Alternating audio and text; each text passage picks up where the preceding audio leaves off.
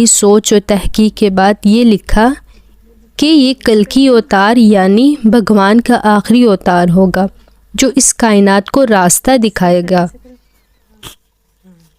اس کتاب کے مطابق مصنف یہ کہتے ہیں کہ اس کلکی اوتار کا اطلاق حضرت محمد صلی اللہ علیہ وسلم کی ذات پر ہی ہوتا ہے۔